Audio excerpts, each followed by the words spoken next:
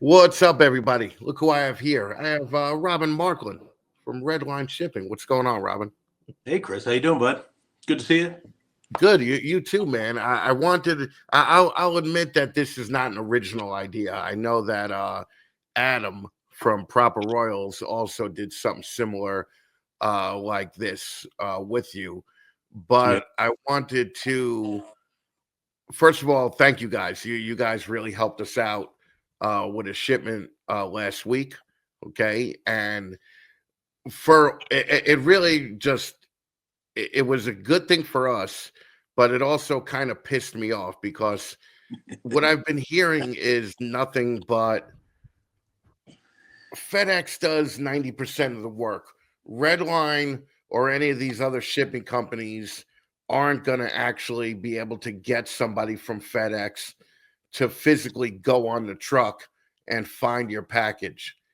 And I would like to say that that's exactly what you guys did for us. Okay.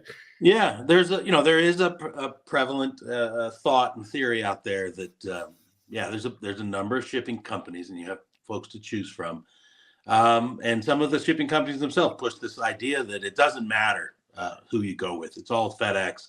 It goes through FedEx. Nothing's going to change. Nothing's better one way or the other. And as somebody that's shipped animals for 30 years and has owned a specific reptile specific shipping company for over 15 years now, as you just said, that's actually not the case at all. That's just ignorance. When people say that, that's just ignorance. They just are talking out of their butt. They don't understand how the business works, how the industry works, and the effort and time that our staffers, in my experience, our staffers go through to make stuff happen and to track down packages and to get things in order. It is purely coincidental, dear audience, that two of the podcasts I sponsor both had bad shipments go and had a positive result in the end, and now I'm on here talking about it.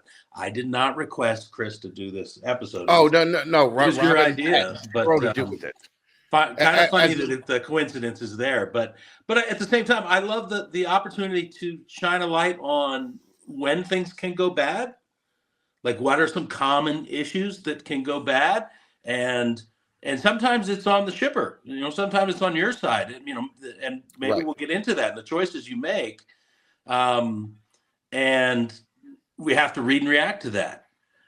Sometimes it's definitely on FedEx. I mean, FedEx will mess up all the time. That's not unusual.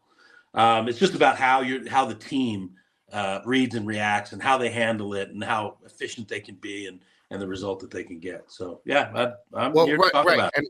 And full disclosure, this was not a live animal shipment.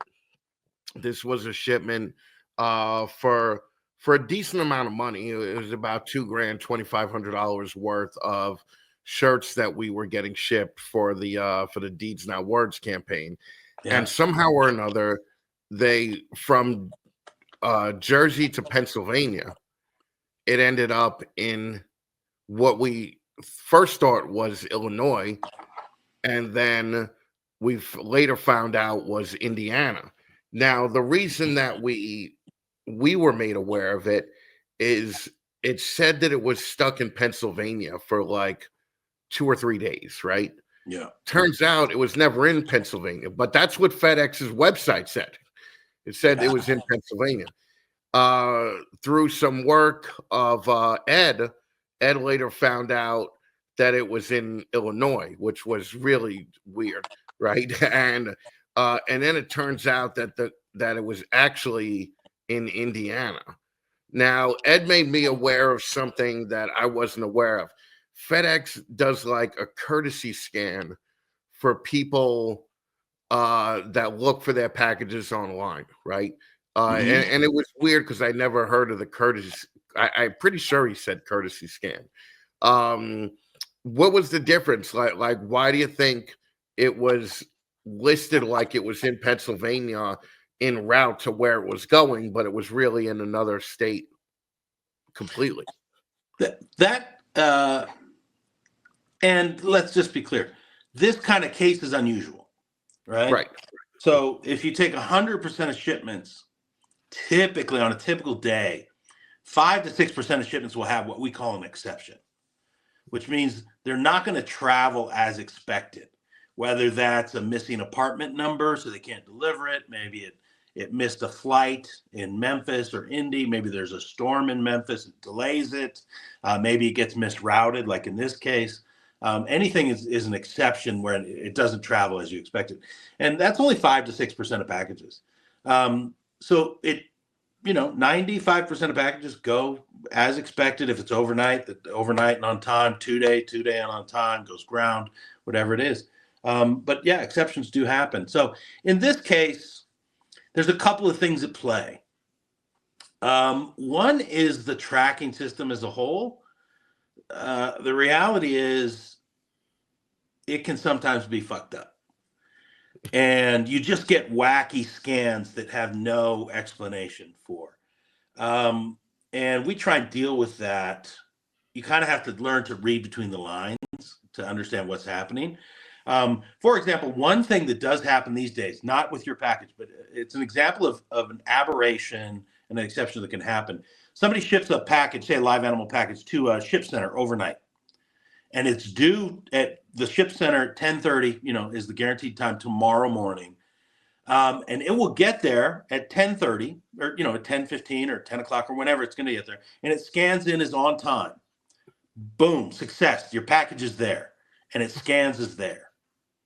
And then after 10:30, it'll scan again and it'll update tracking to show that there's been a delay. Okay. And that started in the last couple of years that weird extra scan update has happened, but it's completely irrelevant to the status of the package. The package is there to be picked up. And so, sometimes the customers will check tracking and shows, oh, it's ready for pickup. So they'll get ready to go to the ship center to go get it. And then they'll check tracking again and it says, oh, it's delayed. And obviously that's super confusing. They call our team. And because we deal with that particular one all the time, my staff, they know they can read between the lines. They can confirm the package is actually there at the ship center. But like we've been looking at ways to automatically update recipients and shippers with scans and tracking updates, so that they can be proactive. We're pushing those, through the Redline app or just through messaging to say, your package it's in Memphis tonight, and then now it's left Memphis, and now it's in Sheboygan, and it's going to the ship center, and now it's available for pickup.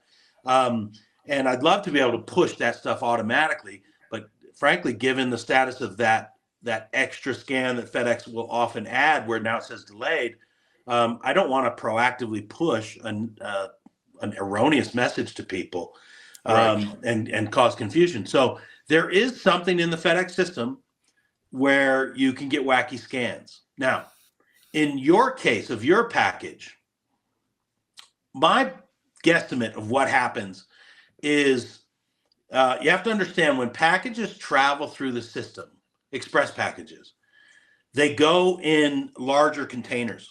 So there's these big silver aluminum containers that 200 packages will go into. And then they'll load that container onto the plane and send it on its way. So once they scan your packages going into that container, they don't scan the package itself anymore. They just scan the container, and everything in that container updates. Gotcha. Right? Okay. So if you can imagine that they scan the snakes in the Fatman package, and they're saying, hey, it's going to go into this container over here. And then from then on, your updates show that it's in that container. But it's actually not, because it never made it into the container. It's actually in a different one. Right. That's why you see like, oh, the package is in Pennsylvania. No, now the package shows that it's in Illinois. Right. Why is Chris' package showing that it's in San Diego? Like, right. And the reality is when Ed, one of the staffers, looks into it, he can look deeper into the system and actually then look at that specific tracking number and look, it's essentially behind the scenes, and see that, oh, that package is actually in Indiana. It's not traveling like it's showing. And so that actually is an unknown part of the system that a lot of people, number one, take for granted, and they just don't understand and realize. When you go and take your tracking number, Chris, and you search it on the Redline site, you look for updates, or you go to FedEx.com and put in the tracking number, you'll see 4 or 5 scans from drop off to delivery. Right. When you look, if you're able to see deeper in the system, there are dozens of scans that update actually, but you can't, as a consumer, you can't see those. Okay, gotcha. Now, the team, we work with the premier team at FedEx, and that's a different level of customer service. It's not the 1-800 FedEx folks. It's a very customized, specific, specialized team of customer service folks that work with us specifically. They can see all those dozens of other tracking updates. And so when we reach out to them and say, hey, Chris has got this package, we're getting weird, wonky scans and results from it. Can you take a look at this with me? And let's figure out where this thing is at. That's where we can look in those deeper scans and say, holy shit, it's actually in Indiana. It's not, so it can't be in this container that's tracking on its way through Pennsylvania or Illinois or wherever. This is actually where it's at. Now, it might be there in Indiana because it got put in the wrong container. Right? It was supposed to go in the container that's going to get to Pennsylvania. Instead, it ended up in the container going to Indiana. That's a mistake. I mean, FedEx fucked it up. 100%. It's about what you do after that, and how do you solve it. But they can see that scan that, okay, now we're in a different container. We're updating. We see it landed in Indiana. Now the question is, how do we get it from Indiana to the original destination as quickly and as efficiently as possible? Right. So, well, and that's where the key challenge. That's where it comes into where Ed actually got a person to go into the container, physically find the package, and bring it out. And I just thought to myself, man, if Redline will do this stuff for a package, not even an animal, like imagine what they would, go through for an animal, right? So it kind of irritated me that was the narrative out there that FedEx does 90% of the work.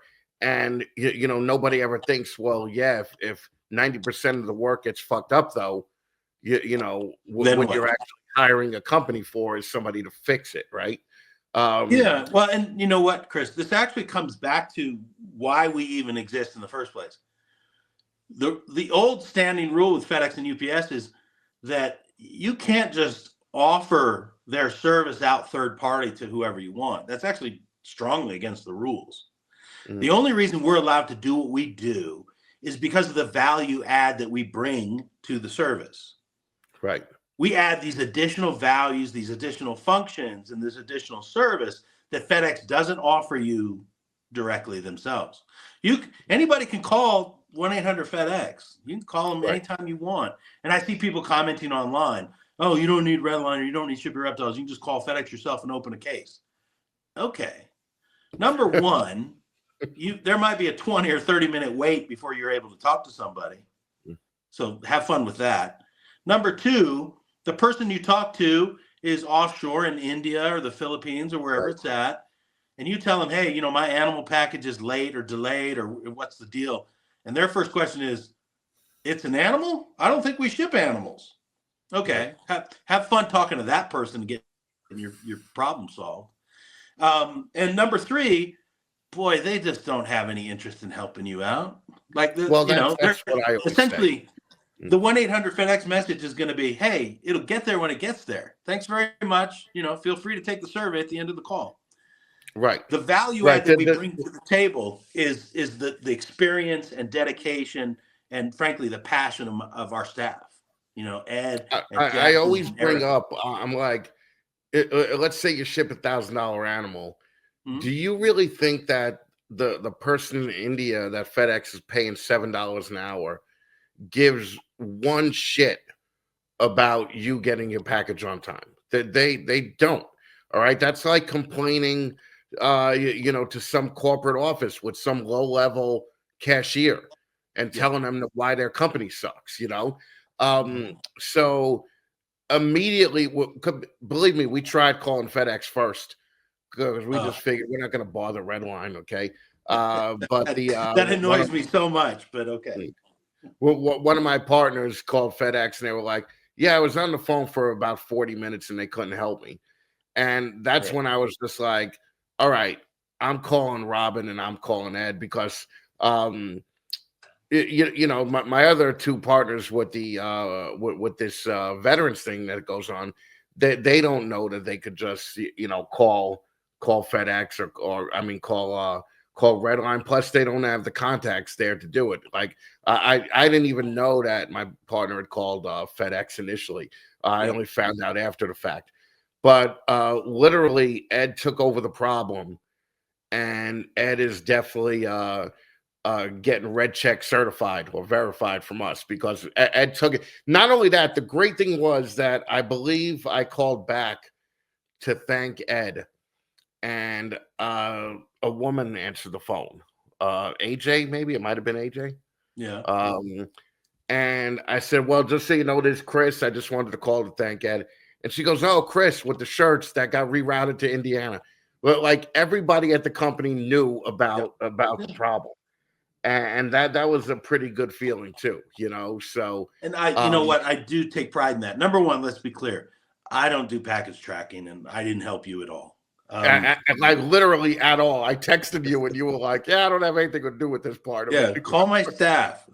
That all that does is delay things. Just call the support team. That's what they're there for. They don't like it when I stick my nose into it. I'm not part of their rhythm. I don't have access to the watch list and the update sheet and all the shit that they pass off from shift to shift.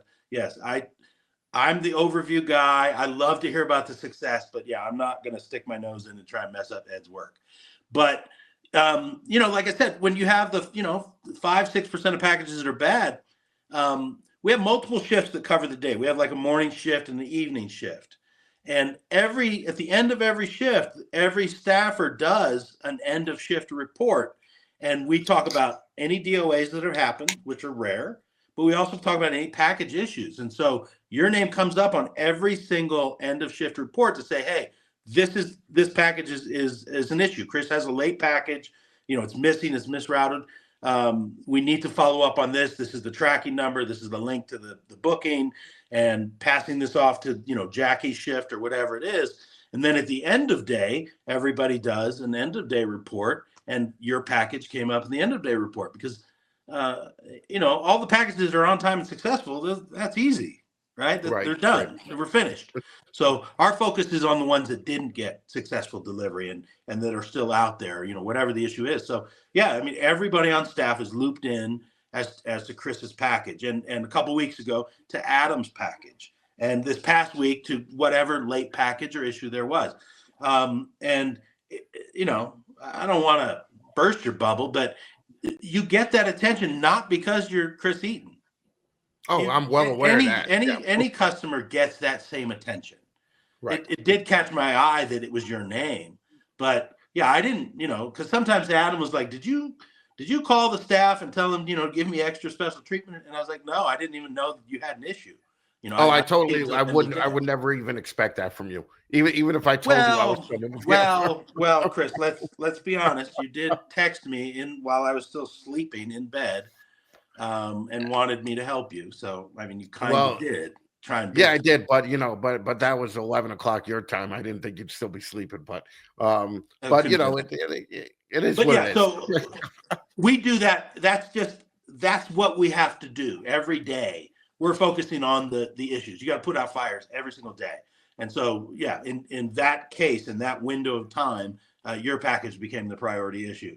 And at the same time, man, it's really frustrating when FedEx screws it up like that. Right. It's one thing to be, the package is in North Denver and it's supposed to be in South Denver, or, the customer, maybe the recipient makes an update and they wanted it at one ship center instead of the original ship center. Those things are frustrating.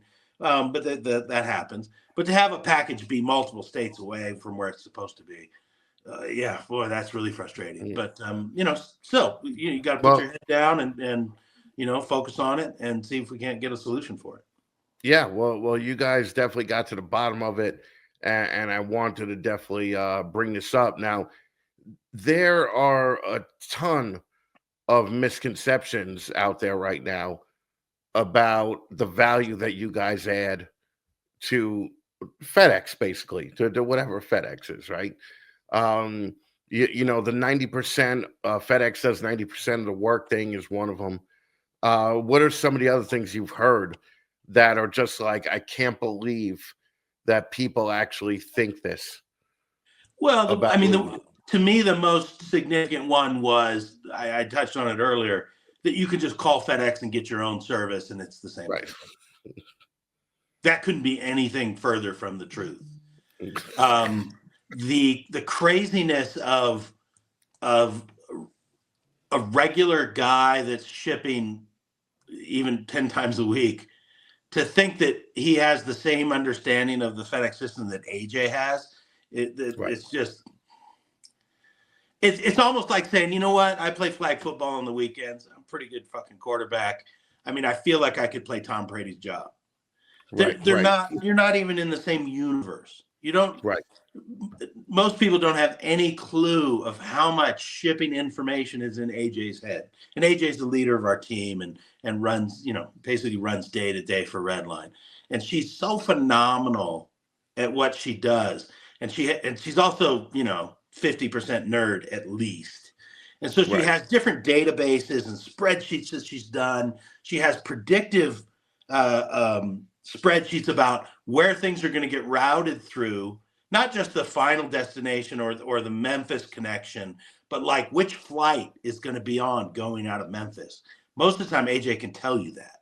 Not that it necessarily helps you if everything's going great, but when there's a problem. Right. Yeah. AJ's fucking Sherlock Holmes on that shit. And to see people discount that and say, you know, like, oh, anybody can call FedEx and open a case. Yeah, I guess you can. Yeah. If you wait on hold and you talk to the guy in India, and essentially he'll tell you whatever you want to hear, whether it's true or not. And you know, he's opened a case for you. That's a very, very different thing than one of the Redline team, or frankly, one of the Shipper Reptiles team, working with the premier team at FedEx and actually opening the case and getting updates and getting action and getting somebody on the ground to go in and look for Chris Eaton's shirt box. Those are very, very different things and different. But isn't it funny that the narrative that, oh, you could just call FedEx and open up a case didn't really start until it came from a different shipping company, right? I mean, that's the weird thing about it. Like, prior to the other shipping company coming into the space, that there was never even a thought that, oh, I could get the same person at FedEx that Redline could get. Never even a thought. That was the brand new narrative. Yeah, Shipper Reptiles has never put that kind of bullshit out there. Nope. Yeah. Neither's Reptile Express. And certainly Debbie at Reptiles to Use never put that out there because, you know, for the past 10 years, you know, the general consensus is Debbie at Reptiles to You does the deepest dive of anybody, you know? Right. So she works and busts her butt to add the most possible value. And frankly, you know, now she's retiring from the business and you know, she's still a competitor, but, you know, I like her very much. We get along great. And I think that's a loss. I think that's a detrimental loss to our shipping business because she's really good at what she does. But I'm pretty sure you're referring to Morph Market Shipping. And yeah, when they came out, that messaging there was, it doesn't matter. Whoever gives you the cheapest fucking label is who you're going to go with. Right. And that's frustrating, you know, because that's not the case. And frankly, Chris, while we're chasing down your shirt box, we also have to juggle in the Morph Market customers that are calling us and wanting us to help them with tracking and source their boxes and make updates because they can't get anybody from Morph Market Shipping to follow up with them. So, that's the whole thing, very frustrating. It's like Morph Market, once they announced that they were doing shipping, because of the base that they have, all right, they did a really good job of controlling the narrative out there, saying that you've been ripped off by these other shipping companies, right? Yeah. And like asking Robyn for a 65% discount, okay, is akin to asking a snake breeder who spent 10 years trying to hit a certain snake to just give you 65% off, because nobody's taken into account the 10 years that you put in to the hobby to get all these contacts and everything else. Mm-hmm. So would you say that's a fair comparison? Sort of. 65% is a really heavy discount. That's been really super rarefied air. And if you've paid attention the past couple of years, you know how big the spider market is. And there's some spider shippers that ship a lot. And some of them get to sniff that kind of a discount previously. Or, if you think of the biggest ball python breeders, those guys would get that kind of a discount. But the guy that ships 4 times a year, or frankly, 4 times a week, and not 100 times a week, he didn't get that kind of discount. But that's how business works. If I have to give everybody 65% discount, the whole world has to change. I can't afford all the staff that I have that way. Frankly, I couldn't keep the lights on if I have to give everybody 65%, because there's no margin there. You don't make any more money at that point. Right. Right. But the guy that's shipping 100 times a week and getting, say, 63 or 65 or whatever it is, he's adding to your overall volume, which gives you the way that works is essentially the more volume you have, the bigger hammer you can swing. Right. The more shit I can get done when things go badly.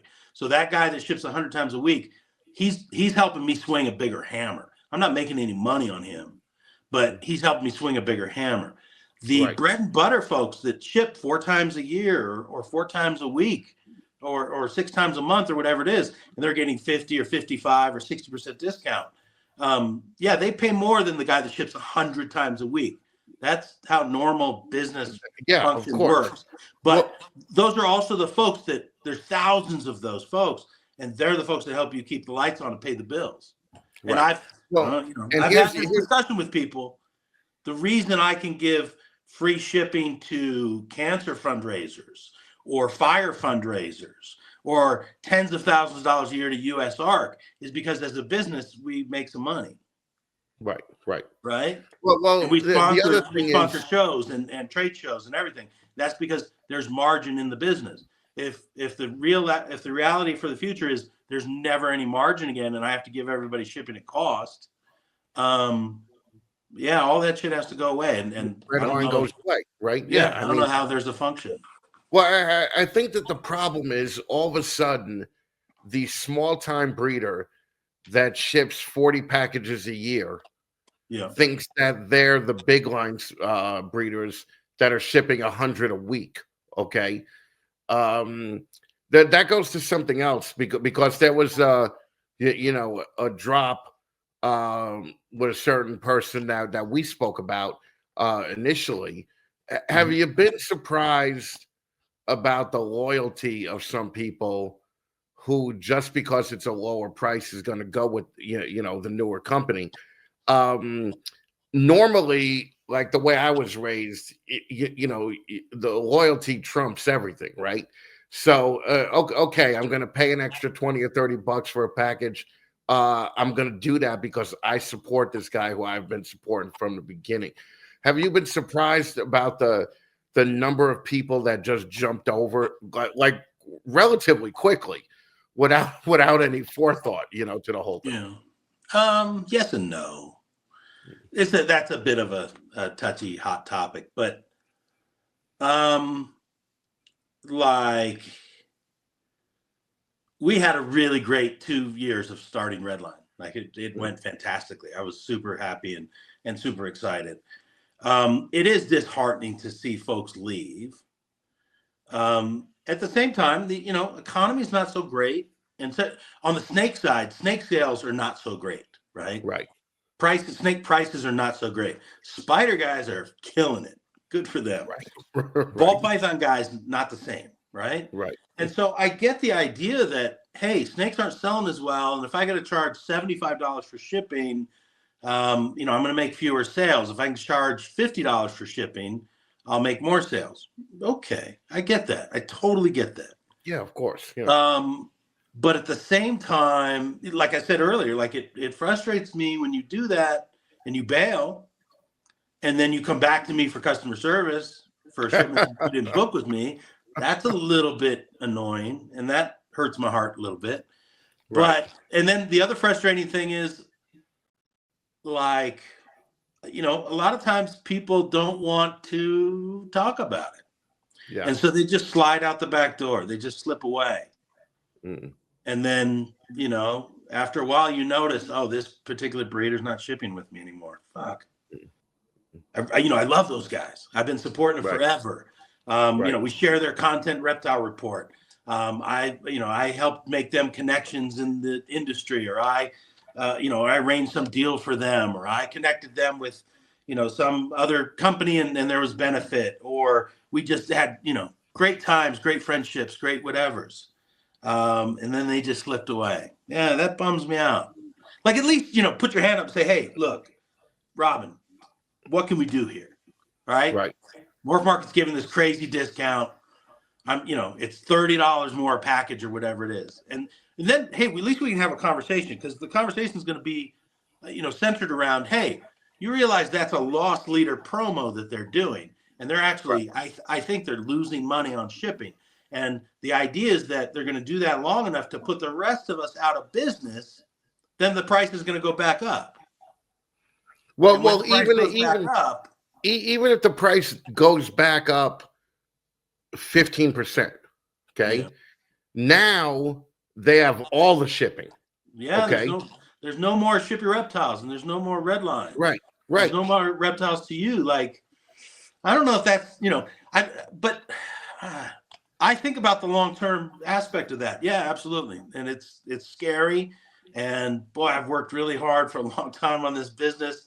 I essentially conceptualized the whole model, and so to have somebody come in and ruin it is disheartening. But at the same time, I get it. You want to save some money, but I look at things long term. Where are we going to be at? Where is that going to leave us 2 years from now? A lot of people look at it short term, like, oh, I need to book packages next week, and I'm going to save this much money. Okay, but you're going to wake up one day and there's not going to be any other choices. Yeah, and you're going to be stuck with whatever dude over there is willing to offer you, whether you like it or not. Right. And that's not good for business. That's not good for the industry. But on the loyalty thing, I don't know, Chris. You can't be that much different than me. Like, you put a lot of faith in people not disappointing you, you're going to be pretty fucked up, right? Yeah, but there are people that when they have been not loyal, that they do get written off forever. Period. It's just, but I understand you can't do that. You're at a company that actually generates profit. I'm doing this stupid podcast. I don't generate profit. Okay. So I've got friends in the industry that are like that. I don't know. I'm not gonna throw them under the bus, but I mean, I have partners that are like that. And they're like, man, somebody fucks you over, then that's it forever. Right. And I'm just, that's not me. That's not me. Right. Same with the people, if you booked your shipment with the Ship Your Reptiles or Morph Market or whatever, and you can't get any help, and you come to us and you're like, geez, I got to get this package. I got to get apartment number added or corrected zip code or whatever it is. Hey, it's a live animal package. We got to help you. We got to we got to fix this.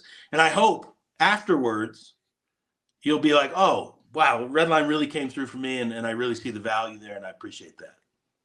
Right. What I don't like, Chris, is what happened a few months ago. Lady had a problem.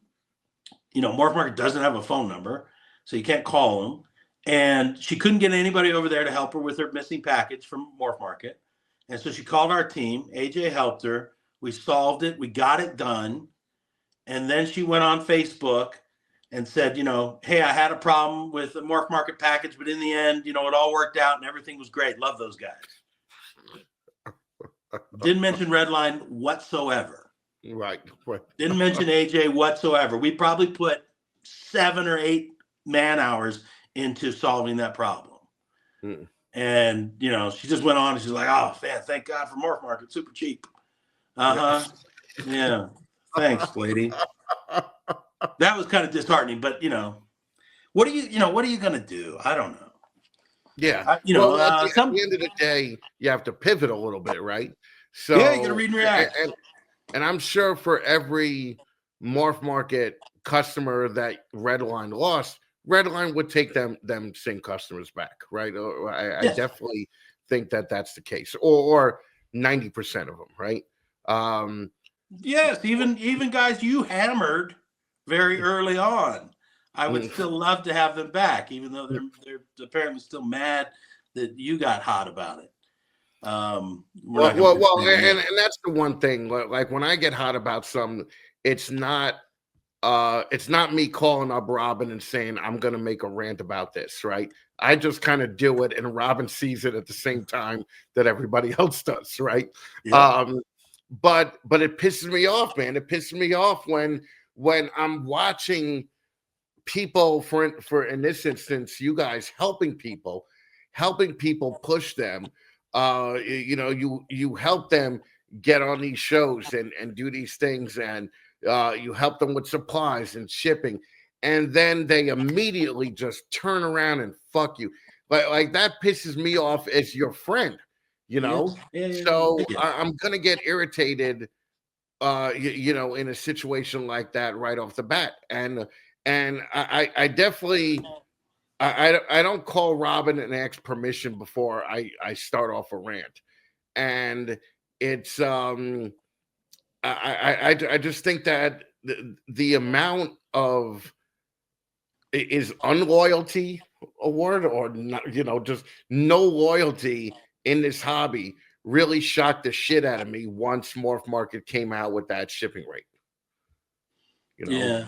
Because it's so obviously a loss leader, right? It's so obviously that. Yeah, for sure. For sure. And I just wish, I guess I wish that I'd have the opportunity to, win people back. So what I want is for them to reach out and be like, look,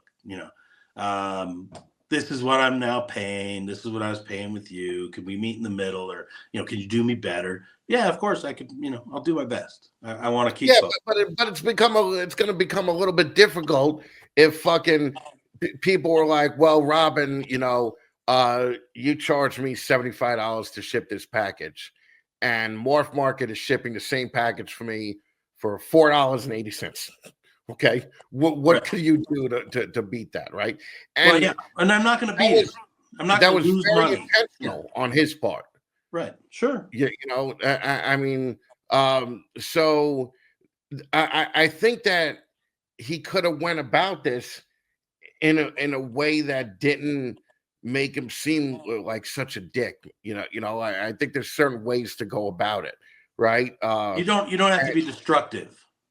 Right. You don't have to follow bad business practices. We don't have to do that. Right. There's plenty of business to go around. Ship your Reptiles Express, Reptiles to You. These are all legacy companies that have been around over 10 years, all of us easily, most of them 15 years. And I get, sometimes you got disruptors in the marketplace. Yeah. Right. Sure. And normally I'm pro disruptor. Okay. Yeah. Charlie from Shed Testing, I'm very pro Charlie, where Charlie just came in and, basically was like a guy in a garage taking on, a $1 million business. But this is a little bit different. Morph Markets hasn't been a guy in a garage since John, was with it, So, it's just a little bit different, and it aggravated me, and it honestly still aggravates me, for the most part. But also, I understand why people are doing this, because most people, a $3,000 or $4,000 savings to them, it makes their year. That's and believe me, I understand. I understand if you have something on Morph Market for $50, okay, you don't want to pay $75 to ship it. Okay, I totally get that. Okay, for that, use Morph Market for shipping, But when you're selling, a $500, $1,000 animal, there's no way I'm going to trust a company without a phone number. I can't understand how people are okay with that, you know. So also I don't like, you know, the reason why all this started. You know, I think that the reason that all this started was very intentional. I think he was going to actually put the other shipping companies out of business. And I also think that he had the plan in his head to as long as I could survive at these rates, if I could put the other shipping companies out of business, even if I just raise it 25%, I go from 50% of the marketplace to all of the marketplace at that 25% above retail that I'm getting. I think that all of this was intentional. So well, I mean, Chris, he told me specifically that was the goal, that he was going to put us all out of business. So yes, it's very personal. I don't want to bring that up, but that's like that's a dick move, dude. Like that's literally like a dick move. Okay. So you just never know what's going to happen. So it's like it's an interesting evolution. I love that you are our aggravation advocate. Let's call it that.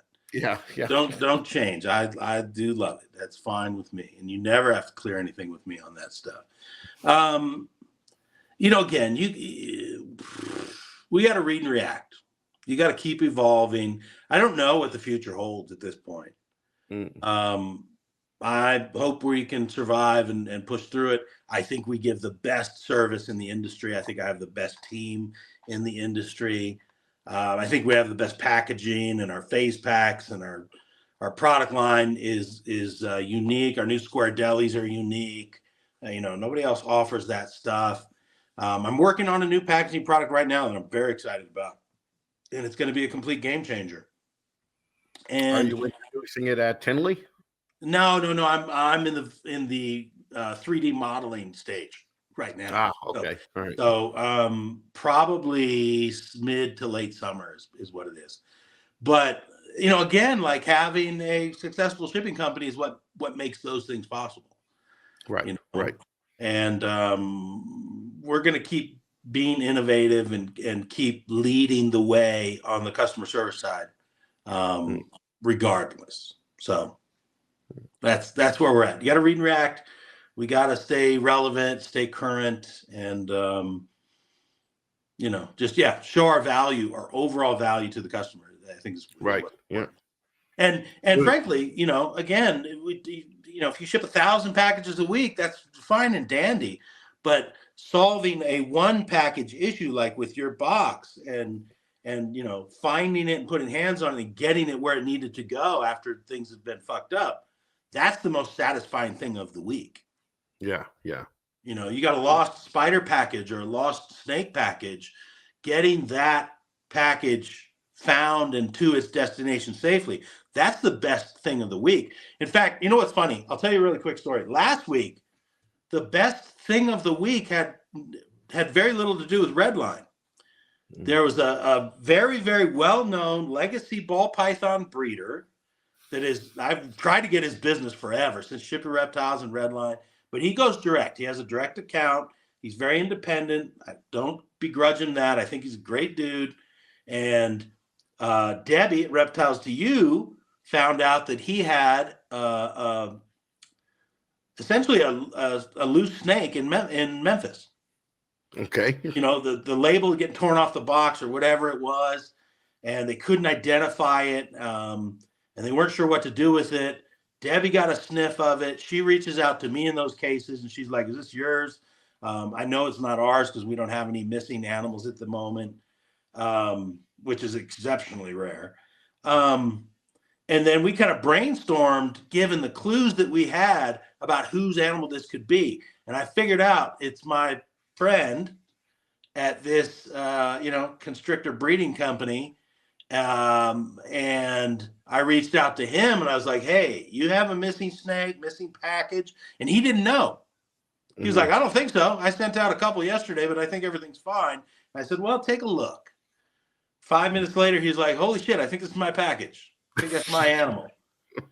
And so we got him on track and got that package, repackaged. I think maybe, I don't know what happened. I didn't see the photos or anything. Maybe the package got damaged. It had to be reboxed, I believe. And so we got that handled and we got it on its way and it delivered safely. Wasn't a Redline package, wasn't my customer, wasn't even Debbie's customer, but that was the best thing of the week. We had a loose, animal that they weren't sure where it was going. It was in Memphis. We were able to network, because our industry is really a small industry. We're also fucking tight. We were able to, tie the clues together and put the breeder in touch with the package, get it delivered on time. And that was a highlight of my week last week. And it had nothing to do with me. And I didn't make a fucking nickel about it. But because I'm in the industry, because I have Redline shipping, that also makes that solution possible. Right. Yeah. Yeah. So, it's funny, the wins that you take away. Delivering 999 packages last week successfully that's great. I'm happy about that. But those aren't the wins. The wins are when you solve the problems and when you make somebody's day and you get a late animal delivered healthy and safe. Those are the wins of the week for sure. Right. Yeah, no, and I don't really see Reptile Jesus fucking taking the reins like that and fucking really kind of making that shit happen. Well, and if he did, he would definitely tell everybody about it on Facebook and highlight it. Yeah, pat himself on the back. Yeah. So, listen, I didn't come on here, to talk shit on Morph Market. I didn't come on here to, talk shit on anybody. What I did come on here for is I want people to know the service that Redline gave us, and if they're willing to do this for a fucking box of shirts, imagine what they're willing to do for a live animal. Okay, so don't believe all the shit that you hear about FedEx does 90% of the work and none of these other companies could send a person on a truck and physically get your package, because they can, and we are proof of it. Okay, so kudos to Ed, kudos to AJ, kudos to my whole team. Yeah, absolutely. Great team. Absolutely. So I just wanted to have Robyn on and thank him for it, and let everybody be aware of what Redline does above and beyond that that they didn't have to do. It was a box of shirts, man. Okay. But they still did it for us. So I appreciate you, Robyn. Thanks, buddy. And keep fighting the fight, man, because you can't have one guy control everything, and that's the way it certainly looks like it's going. So yeah, we'll be all right. The industry will keep moving forward, and people have to keep in mind, especially on the sales side, it always cycles. You're an old man just like me, Chris. You've seen the economy. You've seen the snake business cycle. What up until I was gonna say 6, 7, 8 times. Yes. Yeah, so the folks that are suffering with the poor sales and soft prices, yes, that's a total reality and it sucks. Things will turn around and rebound. So everybody hang in there. The folks with the long-term plan, those are going to come out on top. Justin at Canova, he's not losing any fucking sleep about how the market is. He's planning for the future. He's probably planning for 8 years from now. He's looking forward, and he's not going to sweat tomorrow. He's just going to keep doing what he does at a very, very high, excellent level, and keep rolling with it. So everybody should stay positive about these things, and keep pushing forward. Beautiful. Robyn, thank you, brother. I appreciate you coming on. All right, man. Take care. Good to see you. All right. Have a good one, man. You too. Bye.